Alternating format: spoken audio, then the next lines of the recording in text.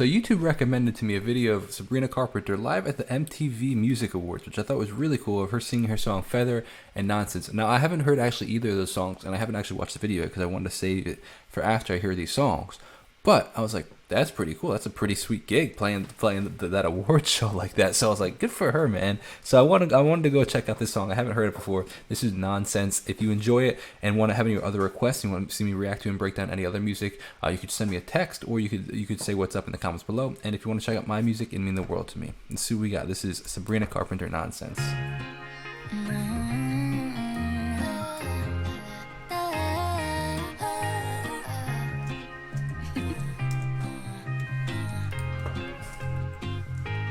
Think I only want one number in my phone. I might change your contact, but don't leave me alone. You said you like my eyes and you like to make them roll. Treat me like a queen, now you got me feeling thrown. Let's talk about this really quick.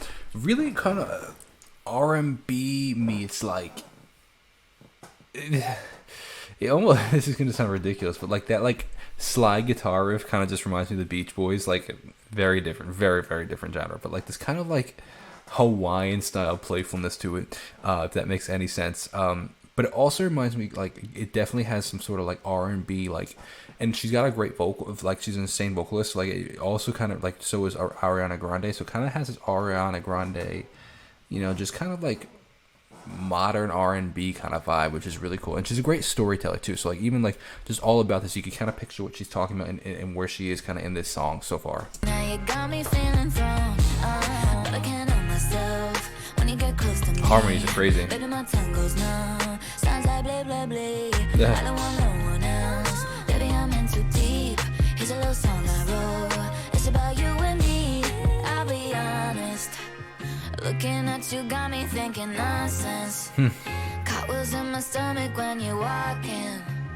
When you got your arms around me, oh, it feels so good. Wow, do you hear that? Hold on a sec. Do you hear the guitar player? Or I think it's a guitar. It's either like the chords of the guitar or the bass, but something's moving.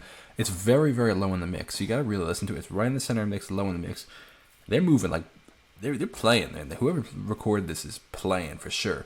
What was I going to say next? What I think is really actually pretty admirable with this track so far is she, like I said, she is a great vocalist. And if you've heard some of her other songs, she's singing different than she normally does. And what I mean by that is she's kind of being sloppy with the pronunciation of words intentionally.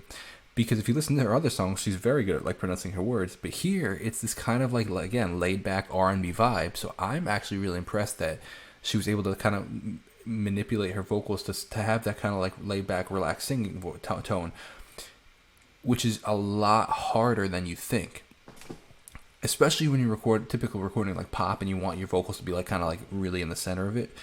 It's just it's hard to like shift that and be like, oh, now I gotta not pronunciate and now I gotta kind of be a little sloppier with it, and like it's a hard thing for musicians to do. And so that's why I admire it, because like you'll often find they'll like switch genre, not necessarily switch genre, but like do things in a slightly different genre, and their vocals don't necessarily match because they're so used to singing in that other genre. So I think that's an under realized point that should be talked about here. But listen to the guitar in this thing. It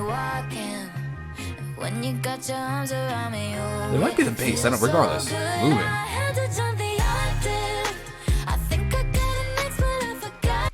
It's so good. I had to jump the octave. What a lyric. That's such a crazy lyric.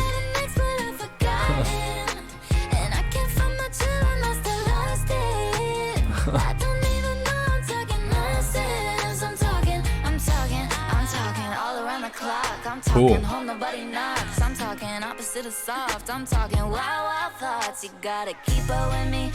That was a cool shift in the melody right there. That's cool.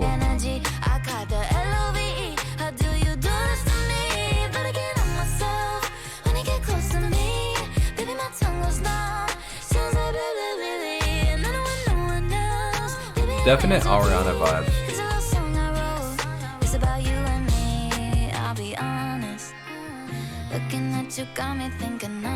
Dude, how do you not bop to this? When you got your arms around me, you always feel so good. I had to I love that. First of all, she said jump the octave before, which is cool. Like, it's not a just copy pasted chorus at the end. But that's such a crazy lyric. It feels so good. I had to hit the octave or jump the octave. Like, she's talking about singing higher, and then she actually sings higher. I think that's such a clever lyric, man. It's cool. It's almost to some degree breaking the fourth wall, if that makes sense. If there is a fourth wall of music, like, it's talking, like, it's when an artist says, like, oh, I had to write this song, like, acknowledging that it's a song, because oftentimes, like, we don't necessarily acknowledge it's a song. It's kind of just a piece of art, if that makes sense. As it almost be like a painter being like, this is a painting in the painting, you know what I mean? Like, it's just like, so when we acknowledge that you're breaking like the fourth wall, it's just an interesting, like, oh hey, look at that, like, kind of thing.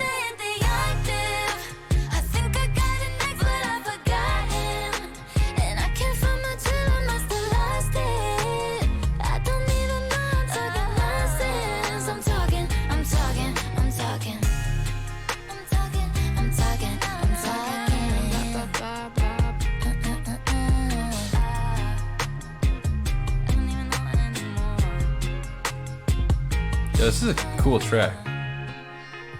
This song catchier than chicken poxes. Oh gosh. Bet your house is where my other sock is. Woke up this morning, thought I'd write a pop hit. How quickly can you take your clothes off? Pop quiz. That one's not gonna make it. That's a cool track, man. Very, very, very interesting track. Like you said, I really admire the fact that she was able to kind of change up her vibe based on, like, what she was singing, like that kind of like R&B, like, cool vibe. So I don't know. Again, breaking kind of the fourth wall at the end, which is kind of cool. So hope you guys enjoyed that. Thank you so much for watching. If you want to check out my music, it'd mean the world to me. God bless and peace out.